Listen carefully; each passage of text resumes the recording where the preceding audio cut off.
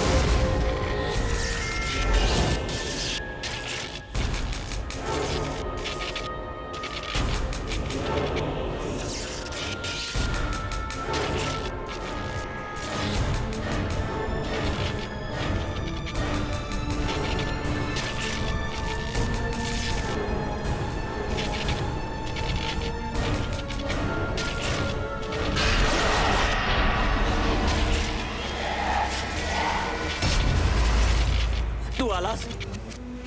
मला माहित होतं की तू येणार, पण माझ्यावर कोणी विश्वासच ठेवत नव्हतं. पण मला खात्री होती की तू नक्की येणार. काही बोलत का नाहीयेस?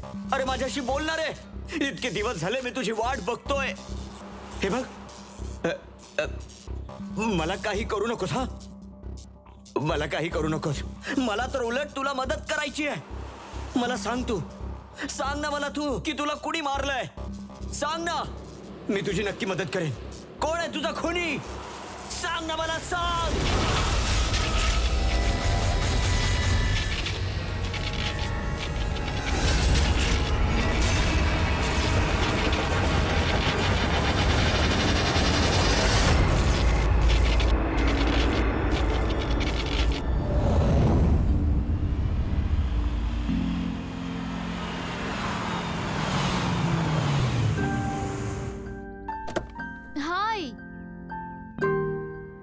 आई, अगं आत्ताच पोहोचले मी.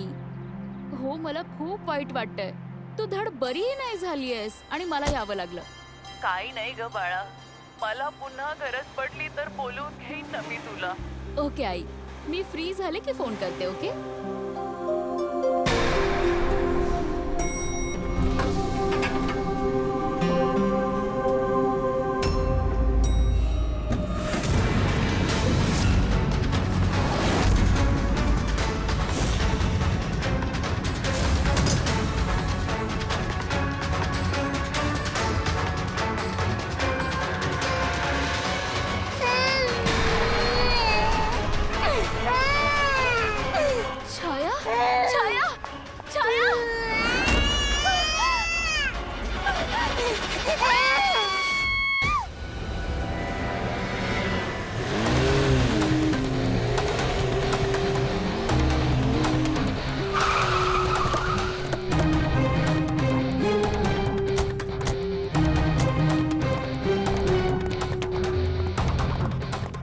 वाटलं वेड लागलंय, काहीही बरळतोय. पण आता हे तो खोटं बोलत नव्हता. त्याच्या मागे खरंच आत्मा लागलेला होता. काय आत्मा बित्मा असं काहीही नसतं. माझा या सगळ्यांवर मुळीच विश्वास नाही. आणि तो तर वेडा होता आणि हे सगळेही वेडे झालेत म्हणून त्याच्यासारखे बरळतात. नाही नाही वेडा तर नव्हता तो. आता आता गेल्या वेळी त्याने जो गोंधळ घातला ना तेव्हा मी त्याच्या घरी गेलो होतो. अगदी व्यवस्थित होता तो.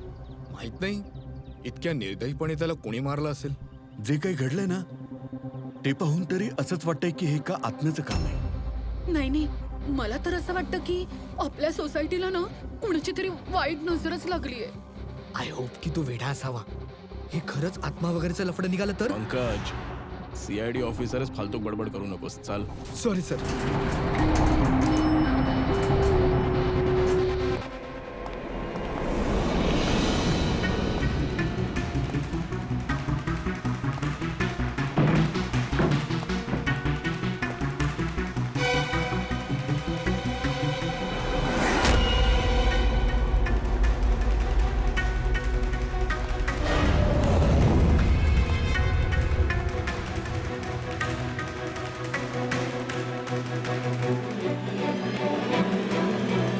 पुण्याने फक्त खूनच केला नाहीये, खूप मेहनत सुद्धा केली आहे. ही बघा. सर एखाद्या सायकोने केल्यासारखं वाटतंय सर. मला माहिती हा कोणी केलाय. कोणी? अहो त्या आत्म्याने. अहो खाली उभे राहून सगळे काय बोलत होते तुम्ही काय ऐकतच नाही. लोक बोलत होते की हे आत्म्याचं काम आहे. पंकज आतल्या खोलीत जाऊन बघ तिथे काय परिस्थिती आहे. सर मी. होय तू. It's an order. तुम्ही चला ना माझ्यासोबत. बघावं तेव्हा आत्मा आत्मा आत्मा.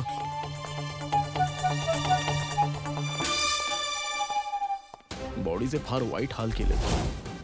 सगळी हाडं तोडून टाकली आहेत. सर मला वाटतंय की याचा मृत्यू याची मान मोडल्यामुळे झालाय सर. किंवा कोणीतरी त्याचा गळा दाबून याला मारलेलं आहे आणि त्यातच याची मान तुटली. किंवा याच्या डोक्यावर फटका मारून याचा जीव घेतला आणि त्यानंतरच याची मान तोडली. सर पण अशी मान मोडण्यासाठी खूप ताकद पाहिजे सर. मला काहीतरी वेगळंच वाटतंय सर हे. सर सर सर आत 2 खोल्या आहेत. शेल्फ वॉर्डरोब्स लॉकर्स सर्व होतं तसंच आहे. तिथे तोडफोडीच्या काहीच खुणा नाहीयेत सर.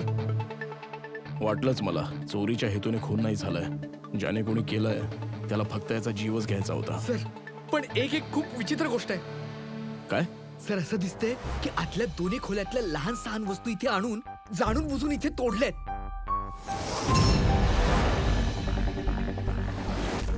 मला कळत नाहीये की या आत्म्याने असं का केलं असेल. यार याच्या मृत्यूचं खरं कारण तर डॉक्टर साळुंखेच सांगतील. या बॉडीला फॉरेन्सिककडे पाठवून देऊ आणि एक काम करतो मी खाली जातो. सोसायटीतील लोकांशी बोलून घेतो. तू याच्या पत्नीशी बोल. समजू तर दे हे आत्म्याचा गौड बंगाल काय. तुम्ही सगळे राजीवला कधीपासून ओळखता? सर काही महिन्यांपूर्वीच इथे राहायला आला होता. सुरुवातीला तर सगळं नॉर्मल होतं पण त्यानंतर. नंतर काय? स्पष्टपणे सांगा नंतर काय. सर नंतर विचित्र बडबड करायला लागला होता आणि 10-12 दिवसापासून तर वेळच झाला होता. वेडा? नाही सर नाही. राजीव वेडा नव्हता. मग याचा अर्थ तुम्हालाही असं वाटतं या घरात आत्म्याचा वावर आहे. राजीव जेव्हापासून या आत्मा आणि आवाजांबद्दल बोलू लागला मला वाटलं की कदाचित तो त्याच्या डिप्रेशनमुळे. डिप्रेशन? हो. त्याला आधी एकदा डिप्रेशन आला होता. त्यावेळी त्याची वागणूक फार विचित्र होती. पण सर यावेळी तर मी त्याला डॉक्टरकडे घेऊन गेले होते. तो औषधही घेत होता. मग एका रात्री काय झालं त्या रात्री? मधू मी पुन्हा आवाज ऐकला. मधू मी पुन्हा तो आवाज ऐकला. कसले आवाज? मी तर इथेच आहे. मला काहीच आवाज ऐकू आला अगं नाही. जर मी बोललो ना की मी आवाज ऐकला तर ऐक ना ग माझं. मी खरं बोलतोय. राजीव एक मिनिट. तू औषधं घेतलीस का? आता याचा औषधाशी काय संबंध? हो मी औषधं घेतली आहेत पण मी म्हणतोय ना की मला आवाज ऐकू येतोय. राजीव प्लीज. नको ठेवू माझ्यावर विश्वास. नको ठेवू माझ्यावर विश्वास. जेव्हा मी म्हणतोय की मी तो आवाज ऐकला पण कुणीच माझ्यावर विश्वास ठेवू नका. मी आवाज ऐकलाय. तो ऐकलाय. मला वाटलं हा आत्मा हे आवाज ज्याच्याबद्दल राजीव बोलतोय हा सगळा त्याचा भ्रम आहे. मला वाटलं नव्हतं की हे सगळं खरं ठरेल. बरं, राजीवला हे जे आवाज ऐकू यायचे त्याबद्दल काही काही डिटेल्स सांगू शकता तुम्ही? काहीच माहित नाही मला. अच्छा, त्याचा एखादा खास मित्र ज्यांच्याकडून आम्हाला राजूबद्दल काही माहिती मिळू शकेल? खास मित्र तर नाहीये, पण एक विनीत म्हणून आहे. त्यानेच आम्हाला हा फ्लॅट मिळवून दिला. विनीत? हो सर. सर मीच त्यांना हे घर मिळवून दिलं 11 महिन्यांच्या लीजवर. आता सर माझं कामच हे. आता याआधीही बऱ्याच लोकांना मी ते घर दिलं होतं, पण आजपर्यंत कुणीही कधीच असं म्हटलं नव्हतं. काय काय नाही म्हटलं?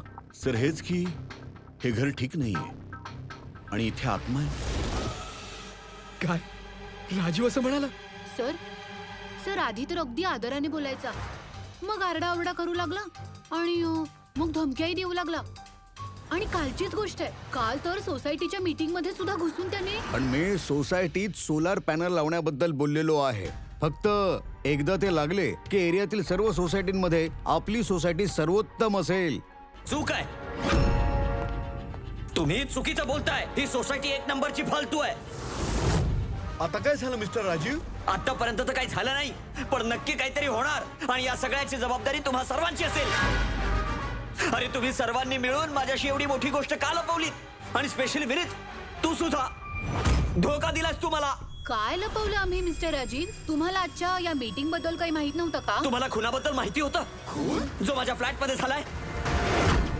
माझ्या घरात खून झालाय. मग एवढी मोठी गोष्ट का लपवली तुम्ही? अहो कोणाचा खून मिस्टर राजीव?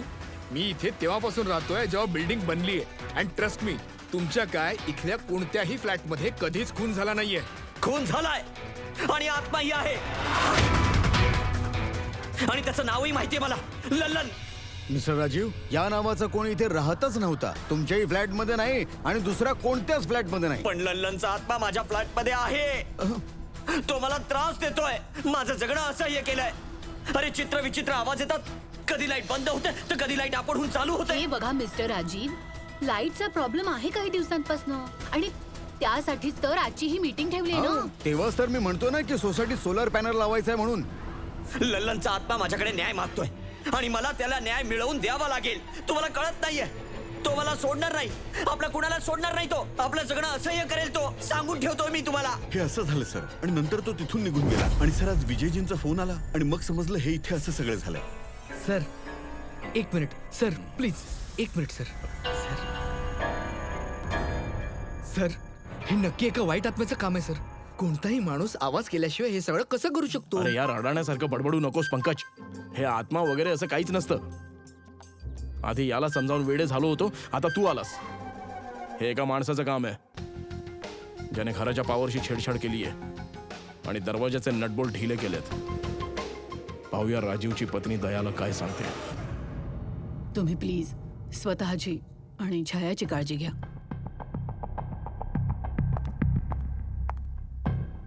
सर, राजीवच्या फोनमध्ये एक इंटरेस्टिंग गोष्ट सापडली आहे. हे ऑनलाईन टॅक्सी ॲप आहे. मधुला राजीवच्या प्रत्येक लोकेशन बद्दल माहिती होतं, फक्त एक सोडून. हे बघा.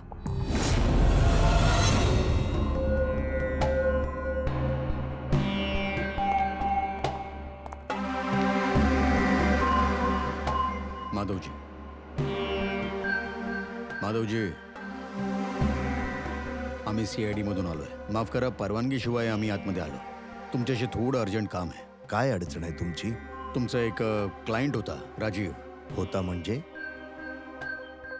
आता तो नाही आहे. म्हणजे कोणीतरी निर्दयपणे त्याचा खून केलाय. फार वाईट झालं. खूप चांगला माणूस होता तो. मला माहित होतं की त्याची मानसिक स्थिती फारशी चांगली नव्हती. अजून तुम्ही राजीवबद्दल आम्हाला काही सांगू शकता का? एक दिवस तो मला त्याच्या घरी घेऊन गेला. त्याला काही आवाज ऐकू येत होते. त्याला वाटत होतं की त्याच्या घरात कुठली आत्मा आहे, पण हा त्याचा भ्रम होता. मी त्या घरात होतो असं काहीही नव्हतं. मन राखण्यासाठी मी त्याला एक कार्य दिलं की रोजच्या घटना एका डायरीत लिहायच्या. डायरी? पण आम्हाला त्यांच्या घरात अशी कोणतीच डायरी सापडली नाही. सापडणार कशी? ती डायरी त्याने मला परवाच आणून दिली, पण त्याचं हस्ताक्षर एवढं वाईट होतं की मला काही वाचताच आलं नाही. लल्लनच्या संबंधी काही लिहिलंय डायरीत? सर लिहिलंय, काय? पण त्या भागात जिथे हस्ताक्षर फारच वाईट आहे, म्हणजे हे भाग ड्राउंड ड्राउंड अँड किल नाही killed, drowned and killed. Drowned and killed. Drowned and killed म्हणजे आधी बुडवलं आणि मग मारलं. हा साळुंखे बोल. अच्छा, ठीक आहे, ओके. दया, सर साळुंखे असं म्हणतोय की राजीवचा मृत्यू त्याच्या डोक्यावर जो आघात झालाय ना त्यामुळे झालाय. त्याची मान आणि हाडं त्याच्या मृत्यूनंतर तोडण्यात आली आहेत. पण सर तो तर आधीच मेलाय, मग हे सगळं करायची काय गरज होती? तेच तर. सर मला माहितीये सर की राजू सांगत होता की तो आत्मा फारच रागात होता, त्याला सूड घ्यायचा होता. आणि मी तुला त्या लल्लनच्या मृत्यूचं कारण शोधायला पाठवलं होतं, त्याचं काय झालं? सर जवळपासच्या पोलीस स्टेशनमध्ये सर लल्लन नावाच्या कोणत्याही माणसाच्या खुनाचा किंवा मिसिंग रिपोर्ट नाहीये सर. पंकज, फक्त जवळपासचे पोलीस स्टेशन्स नाहीत, सर्वच्या सर्व पोलीस स्टेशन मध्ये जा आणि शोध तिथे. आणि फक्त खुनाबद्दल नाही, बुडून मृत्यू झालेल्या रिपोर्ट बद्दलही जा लवकर. आणि पूर्वी या डायरीचा एक एक शब्द डिकोड कर, एक एक शब्द डिकोड कर. या लल्लनच्या आत्म्यासंबंधी आपल्याला सगळी माहिती मिळालीच पाहिजे.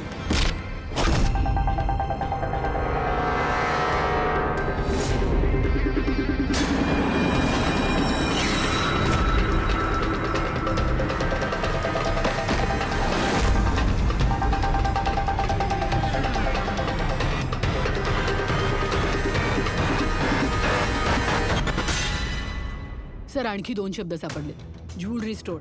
सर या शब्दांचा संबंधही त्या आवाजांशी आहे जे त्याला ऐकू यायचे, कारण हेही लल्लन, ड्राउंड आणि किल्डच्या जवळच लिहिले. आणि जेव्हा त्याने आत्मा आणि आवाजांबद्दल सांगितलं किंवा लिहिलंय, त्याचं हस्ताक्षर बिघडलंय. सर लल्लनची बॉडी सापडली सर, त्याचा पोस्टमॉर्टम झालाय सर. काल रात्री नाल्यात बुडून त्याचा मृत्यू झाला. व्हॉट? काल रात्री? हो सर. सर जर लल्लन काल रात्री मेलाय तर त्याचा आत्मा राजीवशी कसा बोलत होता? तेच तर. सर लल्लन चोर होता, तिजोरी फोडण्यात एक्सपर्ट. भरपूर तिजोऱ्या त्याने फोडून लुटल्या आहेत सर, आणि यासाठी कित्येक वेळा जेलमध्येही गेलाय तो.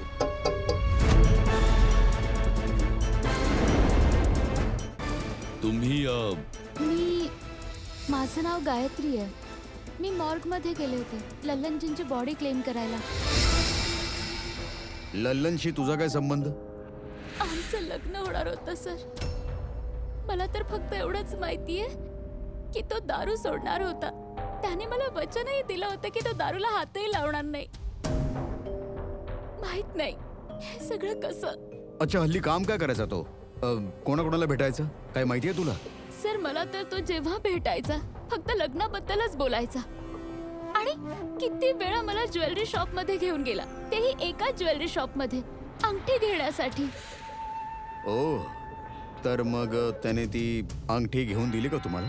कुठे सर, त्याला कोणती अंगठी आवडायचीच नाही. जेव्हा आम्ही दुकानात जायचो तेव्हा म्हणायचा अजून चांगली दाखवा, अजून चांगली दाखवा. त्याला काहीच आवडायचं नाही सर. कोणत्या दुकानात घेऊन गेला होता तो? काय नाव काय दुकानाचं? ओरो ज्वेलर्स. ठीक आहे गायत्री, तू जाऊ शकतेस. Thank you very much. Pankaj, sir द्या, या चला. सर यांच्या बोलण्यावरून असं दिसतंय की लल्लन त्या ज्वेलरी शॉपमध्ये ज्वेलरी घ्यायला नाही तर लुटण्यासाठी पुन्हा पुन्हा जात असावा. पूर्वी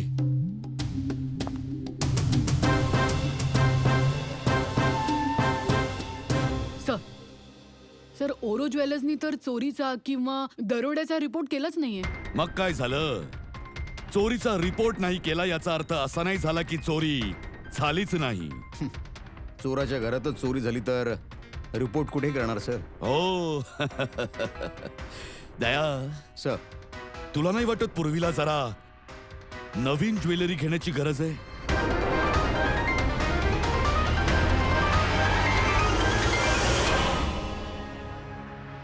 हे डिझाईन्स तर कॉमन आहेत, काहीच चांगलं नाहीये. चला निघूया. अहो मॅडम, थांबा थांबा. मॅडम काय पाहिजे तुम्हाला? एक संधी तर द्या.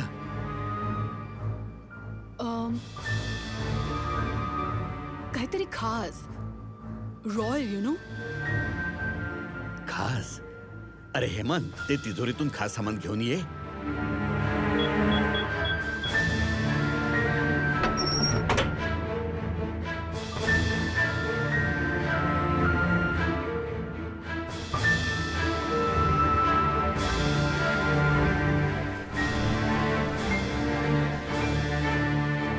डिस्काउंट पण होईल हा, पण कॅश पेमेंट करावं लागेल. पण याचं बिल नाही देणार हा मी. पॅक करू का? ते तुम्ही आमच्यावर सोडा. हे पॅक पण करून घेऊ आणि हे ज्याचं आहे त्याच्याकडेही पोचू. म्हणजे कोणाकडे? त्यांच्याकडून जिथून हे चोरलं होतं. तुम्ही आहात तरी कोण? आम्ही CID मधून आहोत. CID? काही दिवसांपूर्वी तुमच्या दुकानात दरोडा पडला होता आणि तुम्ही पोलिसात चोरीचा रिपोर्ट सुद्धा नाही केलात का? कारण तुमच्या तिजोरीत इथे चोरीचं सामान ठेवलंय. हा, आणि हे सांगा, चोरी झाली कशी? एवढं मोठं दुकान आहे, अलार्मही नाही वाजला. अहो, अलार्म सिस्टीमला चोराने आधीच बंद पाडलेलं. कसं ते माहित नाही. पूर्वी तू इथले अलार्म सिस्टम आणि लॉकरच्या डमी मॉडेलला घेऊन फॉरेन्सिक लॅबमध्ये जा आणि डॉक्टर साळुंकेच्या मदतीने माहिती काढण्याचा प्रयत्न कर की अलार्म सिस्टीम फेल का झाली. तोपर्यंत मी आणि फ्रेडी इथले अलार्म सिस्टम चेक करतो.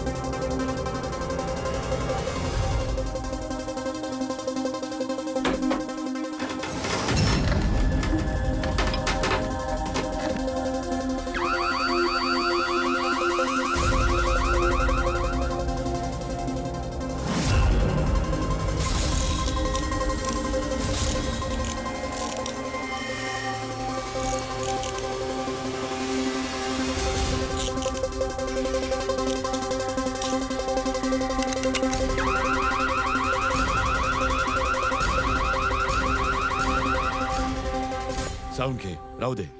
हे तुझ्या आवाक्यातलं नाहीये. लॉकर उघडणं राहू दे, तुझ्याने नाही होणार. अरे थांब ना यार, आवाक्यातलं का नाहीये? ही तिजोरी अजून यासाठी उडत नव्हती कारण मी लल्लन सारखा विचार करत होतो. बॉस, आता मी साळुंखेचं डोकं लावतो.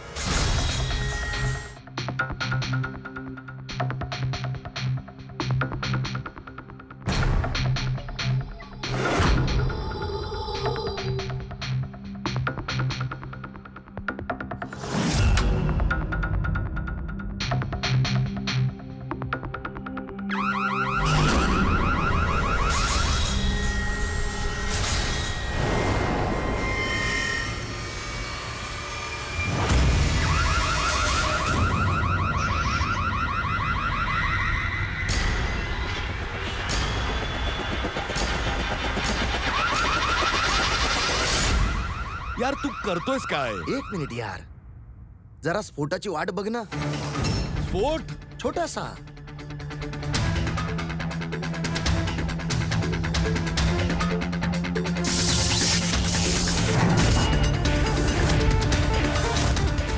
आता या सेफचा अलार्म डिसेबल झाला. आता हवं तर याला ब्लो टॉर्चने, क्रू बारने, याच्या कोडने किंवा कोणत्याही दुसऱ्या प्रकारे याला उघडलं जाऊ शकतं. विश्वास बसत नसेल तर ट्राय करून बघ. अरे सर, पण तुम्ही हे केलं तरी कसं? एकदा दया आणि फ्रेडीला येऊ दे ज्वेलरी शॉप मधून, सगळं सांगतो. सर, ज्वेलरी शॉपच्या अलार्मची वायर तर जळलेली आहे. ते तर होणारच होतं. बॉस, त्या चोरानेही या सेफ सोबत तेच केलं जे आपण आत्ताच इथे केलं. स्फोट. काय म्हणालास तू? स्फोट? काय नेमकं काय म्हणायचंय तुला? बॉस, या सेफचा अलार्म एका स्पेशल सर्किटवर काम करतो आणि त्या सर्किटला एका निश्चित एम्पियरचा करंटच लागतो. जर गरजेपेक्षा जास्त करंट त्यातून गेला तर स्फोट होतो, सर्किट फेल होतं आणि या अलार्मची पॉवर कट होते. यासाठी एका एक्सपर्टची गरज असते ज्याने या सर्किटचा नीट स्टडी केला असेल आणि याची चांगलीच प्रॅक्टिस केली असेल. पावाकटची प्रॅक्टिस. सर राजूच्या बिल्डिंग मध्ये सारखा सारखा पॉवर कट होत होता.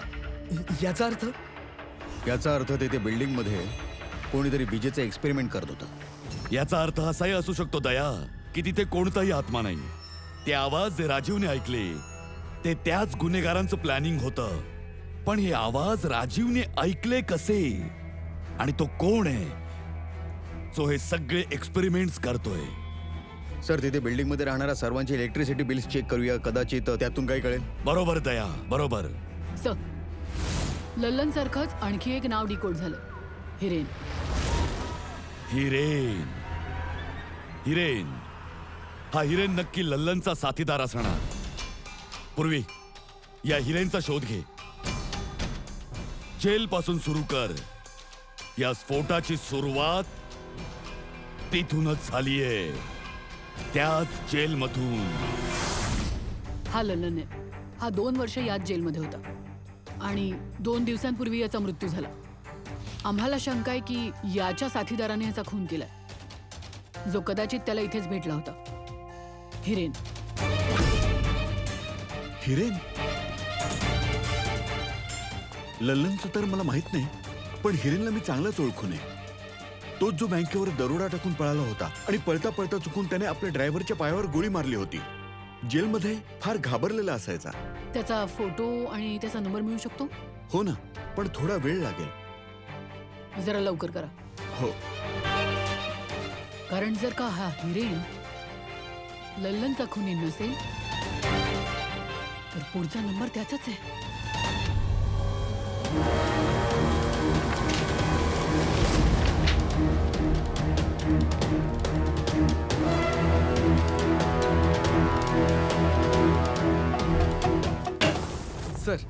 सर बिल्डिंग मध्ये जेवढे फ्लॅट्स आहेत त्यांचे इलेक्ट्रिसिटी मीटर्स आणि काही महिन्यांपूर्वीची बिलं आम्ही चेक केली सर. असं काही ॲबनॉर्मल नाही सापडलं रीडिंग मध्ये. आम्हाला नाही वाटत काही गडबड आहे. हो सर.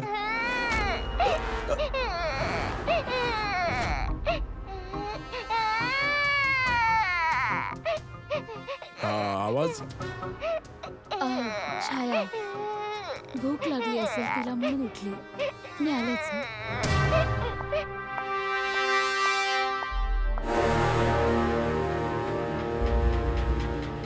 कमाल आहे सर.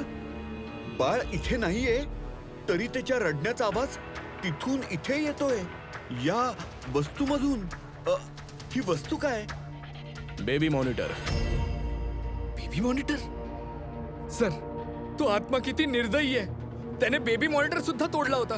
मला आठवतंय सर.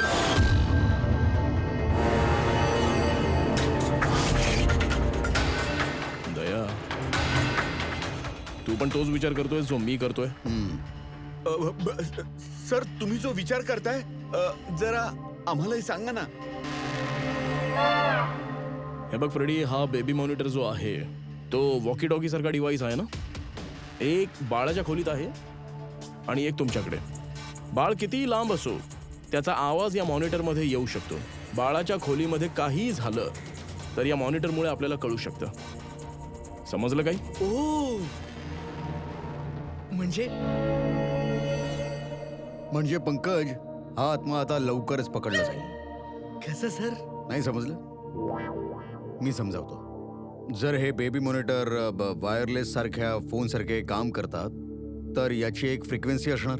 तेव्हा जवळपास अजून एखादा डिव्हाइस असेल याच फ्रिक्वेन्सीचा तर हा बेबी मॉनिटर ती फ्रिक्वेन्सी कॅच करेल आणि तिथे जे आवाज आहेत ते इथेही येऊ शकतात. आता काही समजलं? थोड्या वेळात समजून जाईन सर. यार तू जास्त समजू नको, समजलास? तू जा फॉरेन्सिक लॅबमध्ये. डॉक्टर साळुंके तुला एक डिव्हाइस देतील, तो इथे घेऊन ये. चाल, मी त्यांच्याशी फोनवर बोलतो.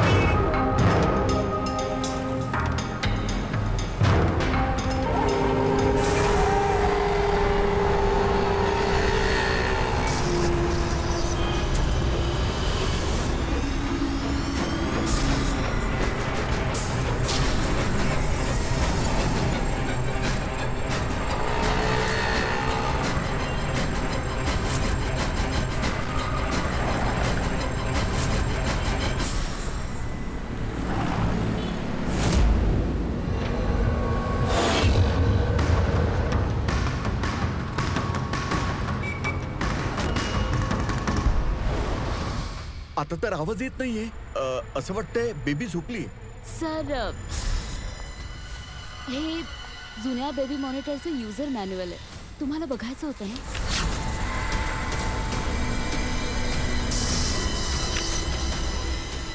आपण अगदी बरोबर विचार करत होतो.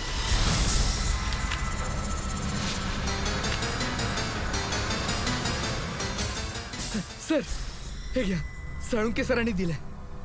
सर हे काय आहे? बस तू आता असं समज पंकज की याने आपण आता आत्मा पाहू शकू.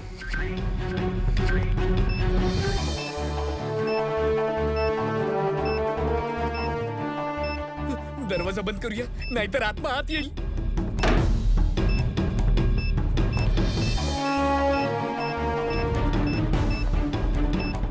इथे सिग्नल तर खूप वीक आहे यार. एक मिनिट.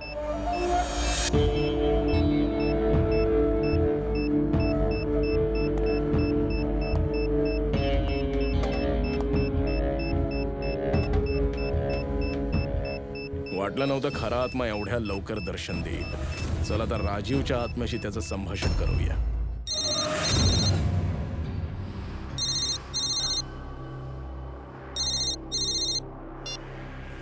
हॅलो. तू मला का मारलंस? माझा खून करून माझ्या मुलीला तू अनाथ केलंस. काय?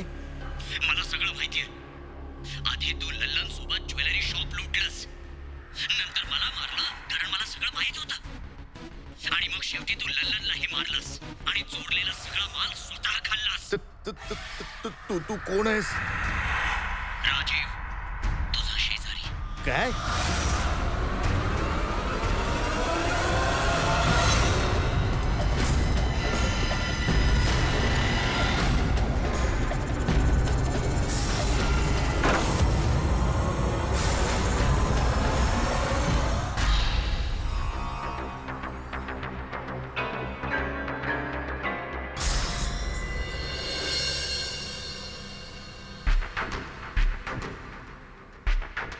हिरेन, तू या अरुणला ओळखतोस? याला वाचवण्याचा प्रयत्न करू नकोस. तू विसरलास की आज हा तुझा जीव घेणार होता. अहो मॅडम, मी सांगितलं ना, मी एक सभ्य गृहस्थ आहे आणि हा चाकू मी स्वतःच्या रक्षणासाठी ठेवतो. ए काप. तुला कोणी काही विचारलं का? हा, जेव्हा विचारण्यात येईल तेव्हा तोंड उघडायचं, समजलं? सांग आता, याला ओळखतोस का?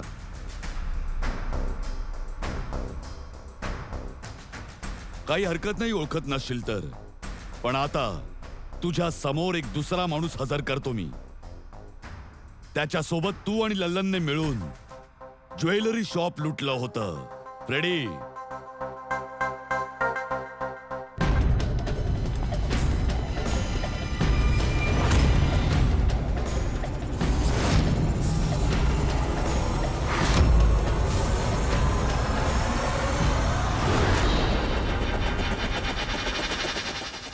ओळखलंस का?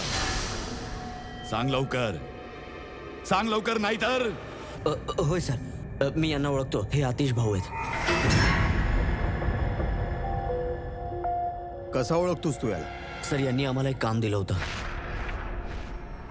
कसलं काम? सर, ते ओरो ज्वेलरी शॉपवर दरोडा टाकायचं काम.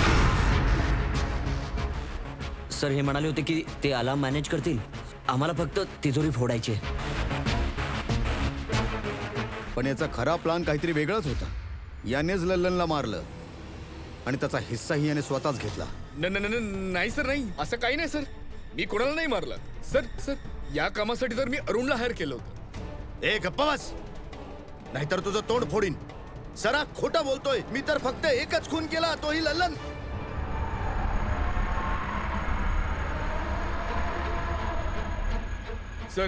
सर याचं अजिबात ऐकू नका. हा एक नंबरचा खोटारडा आहे. चॉप. तू फक्त एवढं सांग, तू अरुण कर्वे लल्लनला का मारलंस आणि ओरो ज्वेलरी शॉपच का? मी तिथे वायरिंगचं काम करायला गेलो, तेव्हा तिथे मी काही लोकांना पाहिलं जे बहुतेक चोरीचा माल विकायला आले. बस तेव्हाच मी प्लॅन बनवला की जर मी इथे चोरी केली तर हे लोक कधीच पोलीस कंप्लेंट करणार नाहीत. म्हणून मग मी तिथे त्यांची अलार्म सिस्टम चेक केली आणि बघताच मी समजलो की जर पॉवर ओव्हरलोड केली तर अलार्म फेल होऊ शकतो. पण त्यासाठी एका स्पेशल इलेक्ट्रिक डिव्हाइसची गरज होती. जो तू स्वतः घरी बसून बनवलास. हा? आणि हेच एक्सपेरिमेंट करताना बिल्डिंगचे लाईट्स पुन्हा पुन्हा जात होते काय? हो सर. पण या सगळ्यामध्ये राजूचा काय संबंध आहे? माझ्या नवऱ्याला का मारलं? काय वाकडं केलं होतं त्याने तुमचं? कारण राजीवने याचा सगळा प्लान ऐकला होता आणि याचं आणि हिरेनचं बोलणं ऐकलं होतं. त्याने याचं आणि लल्लनचंही बोलणं ऐकलेलं होतं. त्याला सगळं ऐकू येत होतं या बेबी मॉनिटरमध्ये. पण बिचारा राजीवला असं वाटत होतं की हे आवाज आत्म्याचे आहेत. बोल, काय झालं होतं त्या रात्री?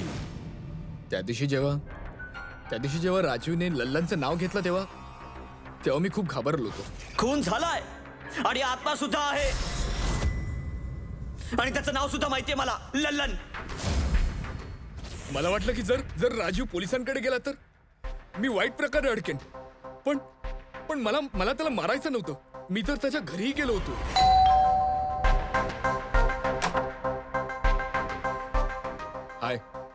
हाय मातेश, मी तुमचा शेजारी आहे, खालच्या मजल्यावर राहतो.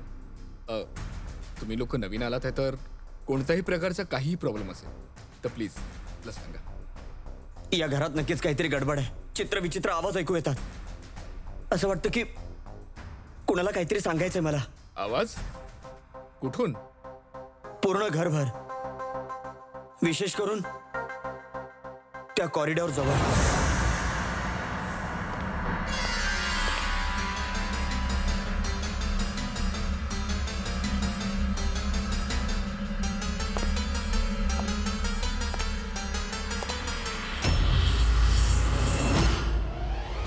त्याच्या घरात जेव्हा मी बाळाच्या खोलीत बेबी मॉनिटर पाहिला तेव्हा मला सगळं समजलं.